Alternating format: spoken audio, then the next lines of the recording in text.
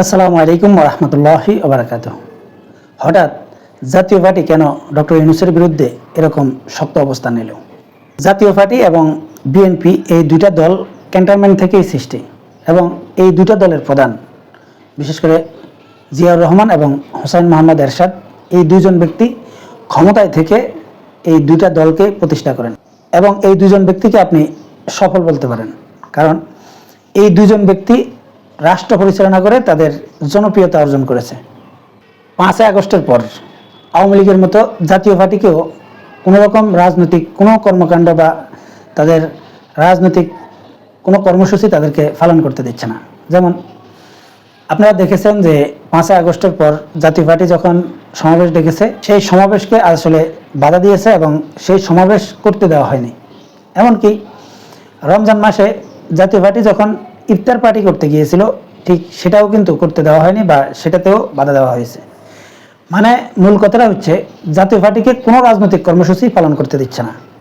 এখন একটা দলকে যদি আসলে কোনো রাজনৈতিক কর্মসূচি পালন করতে না দেয় এবং তারা যদি আসলে তাদের স্বাভাবিক যে রাজনীতি এটা যদি করতে না পারে, তাহলে যারা ক্ষমতায় আছে তাদের উপরে তাদের ক্ষোভ থাকবে, এটা স্বাভাবিক। কিন্তু বিগত সময়গুলোতে আসলে জাতীয় পার্টির চেয়ারম্যান জি.এম. কাদের তিনি প্রায় চুপচাপে ছিলেন, এমনকি তার বিরুদ্ধে আসলে দুর্নীতির মামলাও হয়েছে। সবগুলো মিলিয়ে জাতীয় পার্টি কিন্তু মারাত্মক কোণঠাসা অবস্থায় রয়েছে। এবং জাতীয় পার্টির বিরুদ্ধে অভিযোগগুলো কি?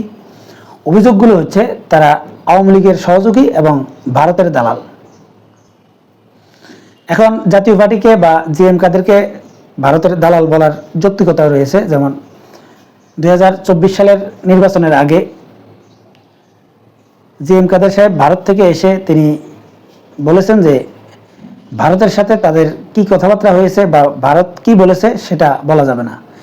এই কথাটা বলার কারণে আসলে জি.এম. কাদের অনেক সমালোচিত হয়েছেন এবং এখন পর্যন্ত জি.এম. কাদেরকে আসলে যে সমালোচনাগুলো করা হয় বা আমি ব্যক্তিগতভাবেও আসলে তার এই কথার সমালোচনা করি, কারণ অন্য দেশের ফ্যাবসেকশনে আসলে বাংলাদেশে কোনো রাজনৈতিক দল চলবে এবং সেই দেশের সমঝোতায় আসলে বাংলাদেশে কোনো দল নির্বাচনে অংশগ্রহণ করবে বা রাজনীতির পলিসি ঠিক করবে, এটা অবশ্যই দেশের স্বার্থে কাজ হয়েছে বলে আমি মনে করি না। তাই জি.এম. কাদেরের উচিত এই বক্তব্যের কারণে আসলে ক্ষমা চাওয়া বাংলাদেশের জনগণের কাছে। কিন্তু আমার প্রশ্ন হচ্ছে, শুধুমাত্র এই জাতীয় পার্টি এবং আওয়ামী লীগ কি ভারতের দালাল বা ভারতের ফ্যাবসেকশনে আসলে রাজনীতি করছে? অন্য দলগুলো কি আসলে দুধে দেওয়া তুলসী পাতা?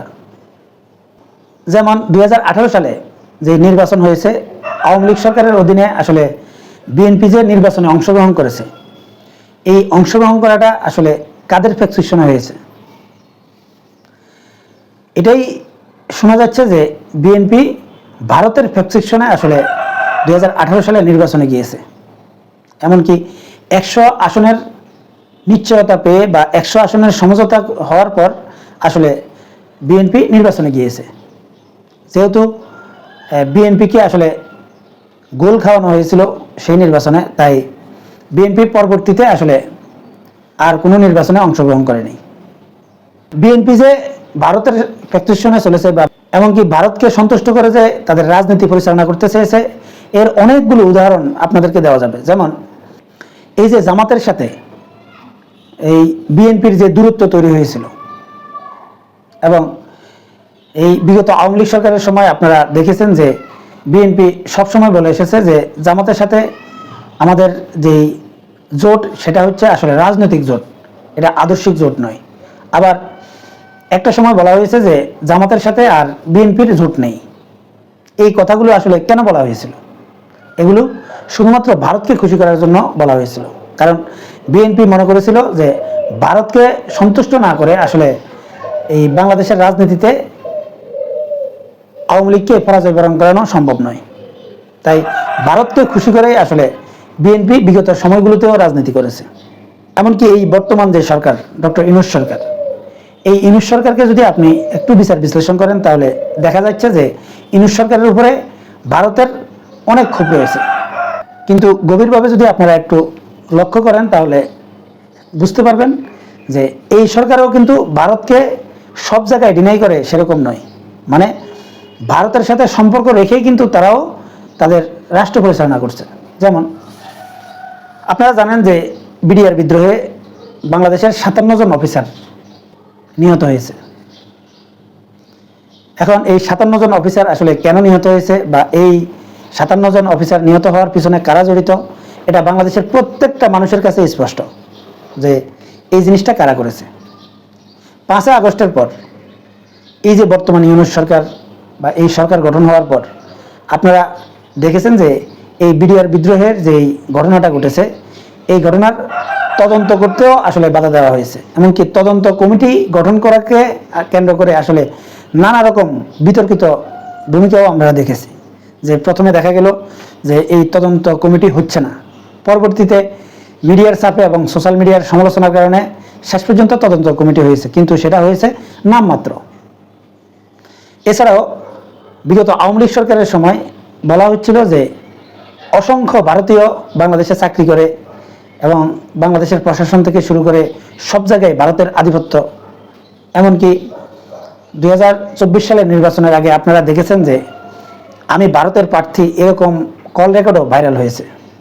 মূল কথাটা হচ্ছে বাংলাদেশের রাজনীতিতে ভারতের যে প্রভাব ছিল, এই প্রভাবটা স্পষ্ট ছিল এবং প্রত্যেকটা মানুষই জানে যে ভারত বাংলাদেশের রাজনীতিতে কতটা প্রভাব রাখে। এমনকি আওয়ামী লীগ সরকারের সময় ভারতের সাথে গোপন চুক্তি হয়েছে, কি কি চুক্তি হয়েছে এ নিয়ে নানা রকম সমালোচনা ছিল। কিন্তু বর্তমান সময়ে আপনারা কি কেউ কি দেখেছেন যে এই যে ভারতের সাথে যে গোপন চুক্তিগুলো হয়েছে, এই চুক্তিগুলো কি কি হয়েছে এটা কি এই বর্তমান সরকার ওপেন করেছে? বা ভারতের সাথে যে চুক্তিগুলো ছিল আওয়ামী লীগ সরকারের সময় বা যেগুলোকে অবৈধ চুক্তি বলা হয়, বাংলাদেশের স্বার্থ বিরোধী বলা হয়, এই চুক্তিগুলো কি আসলেই বাতিল করা হয়েছে? এমনকি এই যে বিডিআর বিদ্রোহে যে হত্যাকাণ্ডটি ঘটেছে, এই হত্যাকাণ্ডের যে তদন্ত, এই তদন্তটা শেষ পর্যন্ত কি করা হয়েছে যে সব দোষ শেখ হাসিনার।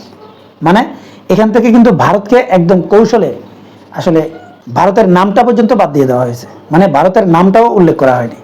তাহলে কি এটা স্পষ্ট হচ্ছে না যে ভারতের প্রভাবমুক্ত হয়ে আসলে বাংলাদেশ এখন পর্যন্ত পরিচালিত হচ্ছে না বা বাংলাদেশের রাষ্ট্র পরিচালিত হচ্ছে না?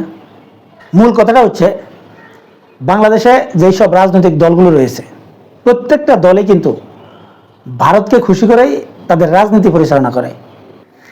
তাহলে এই যে জাতীয় পার্টিকে আসলে রাজনৈতিক কোনো কর্মসূচি পালন করতে দিচ্ছে না বা জাতীয় পার্টিকে কোনো রাজনীতি করতে দিচ্ছে না বা তাদের রাজনৈতিক কার্যক্রমগুলো পরিচালনা করতে দিচ্ছে না, এটা কি আসলে এই দলটার উপরে অন্যায় হচ্ছে না?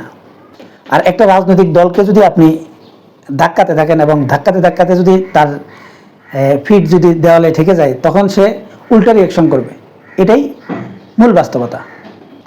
তাহলে কি এটা স্পষ্ট নয় যে বাংলাদেশের যে রাজনৈতিক দলগুলি রয়েছে, প্রত্যেকটা দলেই আসলে ভারতকে খুশি করেই আসলে তাদের রাজনীতি করতে চায়? এখানে এক দল ভারতকে খুশি করছে, আরেক দল ভারতকে খুশি করছে না, এই যুক্তিটা এটা আসলেই অমূলক এবং অগ্রহণযোগ্য।